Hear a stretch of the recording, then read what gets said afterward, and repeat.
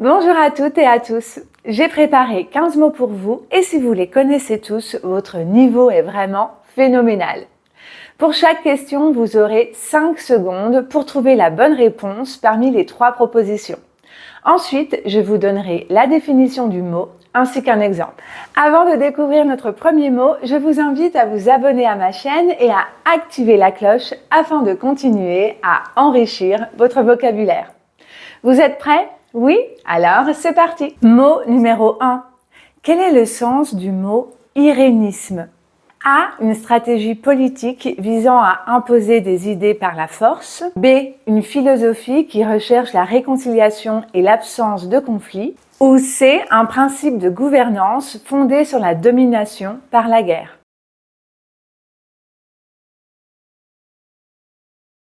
La bonne réponse est la réponse B.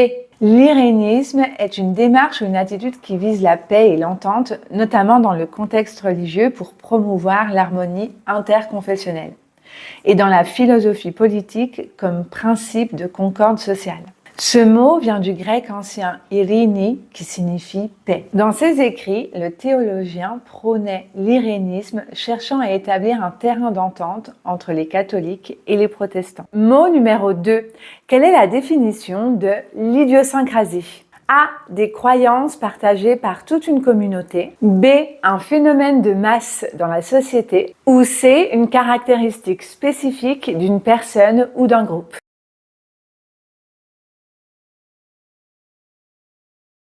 La bonne réponse est la réponse C. L'idiosyncrasie est un ensemble de traits comportementaux spécifiques à un individu ou à un groupe. L'idiosyncrasie de ma communauté sur YouTube est notre passion commune pour la langue française et peut-être aussi pour d'autres langues. Comme vous, j'adore le français et j'adore également apprendre des langues étrangères. D'ailleurs, j'ai décidé de me lancer dans une nouvelle aventure, apprendre l'italien. Et pour atteindre mon objectif, j'ai choisi Lingoda, mon partenaire idéal pour l'apprentissage des langues. En plus de l'italien, Lingoda propose également des cours d'anglais, d'allemand, de français et d'espagnol. Tous les cours ont lieu en ligne et avant chaque cours, vous avez accès à des ressources qui vous permettent de bien vous préparer et de profiter pleinement de la session. Mon premier cours d'italien a été une superbe expérience. J'ai adoré l'approche humaine et interactive de notre professeur. Et grâce aux ressources fournies à l'avance, j'ai pu arriver en cours en toute confiance. Lingoda rend l'apprentissage vraiment efficace et motivant. Lingoda propose plusieurs plans d'apprentissage, le sprint, le flex et le teams. En ce moment, c'est la meilleure période pour commencer. En effet, pour le Black Friday, Lingoda propose sa plus grosse promotion de l'année. Jusqu'à 50% de réduction sur tous les plans.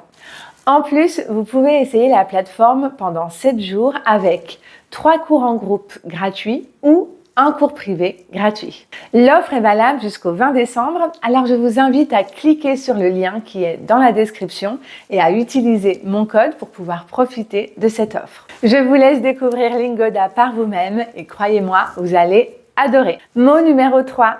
Que désigne le terme longanimité? A. La capacité de pardonner les fautes sans chercher à punir. B. La capacité à réagir rapidement aux erreurs des autres. Ou C. La tendance à éviter les conflits en restant passif.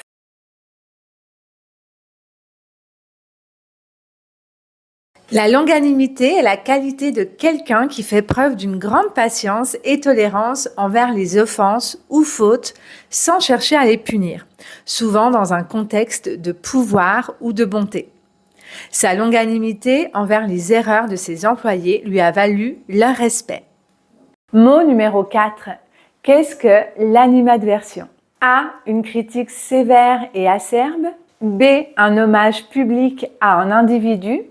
Ou C. Un complot secret contre une personne.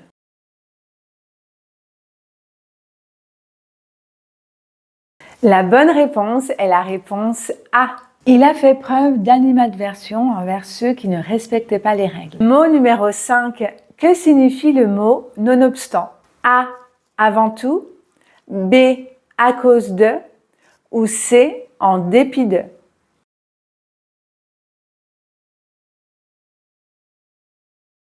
La bonne réponse est la réponse C. Nonobstant les difficultés, le projet a été un succès. Mot numéro 6. Que signifie célérité? A. Une manière calme d'aborder les problèmes. B. La rapidité avec laquelle quelque chose est fait. Ou C. Une action réfléchie et mesurée.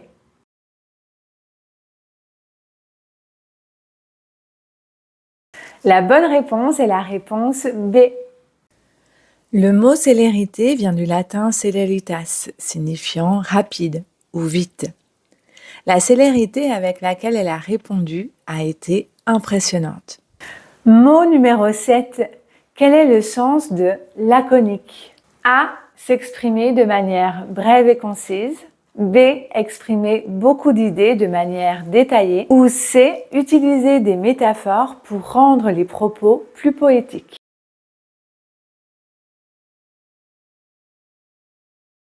La bonne réponse est la réponse A.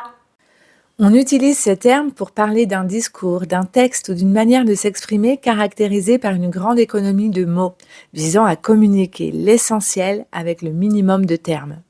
Le mot laconique vient du grec ancien, lakonikos, qui se rapporte aux Lacédémoniens, les habitants de la Sparte, réputés pour leur manière de parler brève et directe. Les Spartiates étaient célèbres pour leur économie de mots, préférant des réponses courtes et précises. Son discours laconique impressionna l'auditoire car il parvint à transmettre son message en quelques mots seulement, mais de manière percutante. Mot numéro 8.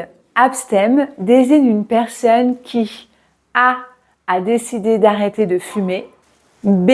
ne consomme jamais d'alcool, C. est accro aux boissons sucrées.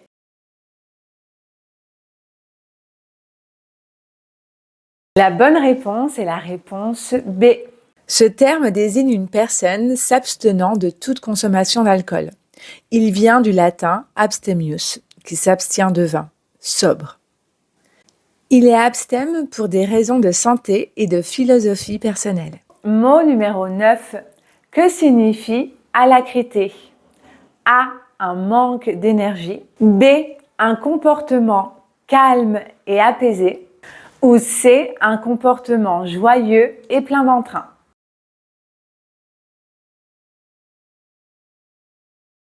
La bonne réponse est la réponse C. L'alacrité de l'équipe a permis de mener à bien le projet dans les délais. Mot numéro 10. Que désigne le terme amphigorie? A. Un discours orné de métaphores et d'images poétiques. B. Un discours très clair et bien structuré. Ou C. Un discours confus, souvent incompréhensible.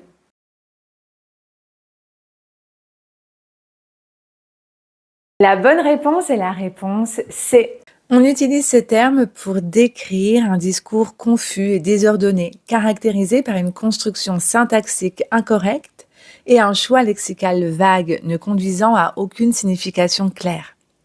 Lors de la conférence, son discours était un amphigouri, où il mêlait des concepts sans lien apparent, rendant la compréhension impossible. Mot numéro 11. Que signifie dithyrambe? A. Une analyse profonde et objective. B. Une critique impitoyable. Ou C. Un éloge excessif.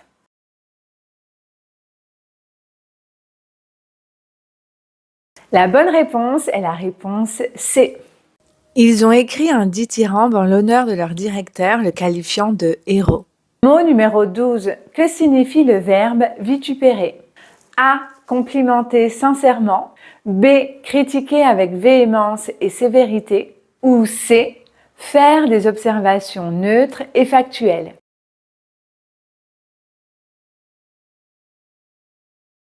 La bonne réponse est la réponse B. Il a vitupéré contre l'injustice qu'il a observée dans le système. Mot numéro 13. Que caractérise une personne pusillanime? A. Une personne qui manque de courage et hésite face aux défis. B. Une personne audacieuse et déterminée à agir rapidement. Ou C. Une personne qui évite toute interaction sociale.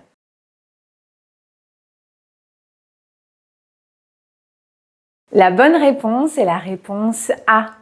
Ce terme signifie qu'il manque de détermination et d'audace, évitant les prises de décision ou actions exigeant du courage.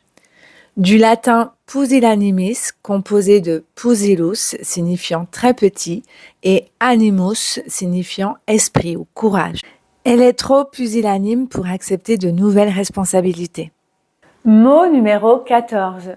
Que signifie un sycophante? A. Une personne qui critique ouvertement les autres sans fondement. B. Une personne qui flatte de manière excessive pour en tirer un avantage. Ou C. Une personne qui est toujours en quête de justice et de vérité sans compromis.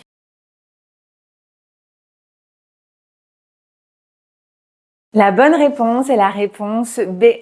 Le sycophante cherchait à se rapprocher du directeur espérant obtenir une promotion. Et voici notre dernier mot, mot numéro 15. Que désigne le terme agélaste? A. Une personne qui rit fréquemment et facilement. B. Une personne qui rit de manière moqueuse et cynique. Ou C. Une personne qui ne rit jamais.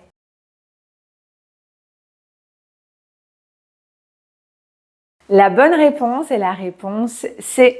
Un agélaste est une personne qui ne rit jamais ou très rarement, souvent en raison d'un tempérament grave ou sérieux.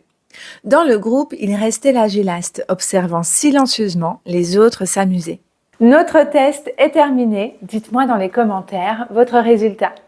Si vous souhaitez faire d'autres quiz, je vous recommande cette vidéo juste ici et n'oubliez pas de vous abonner à ma chaîne. On se retrouve très vite. Prenez soin de vous.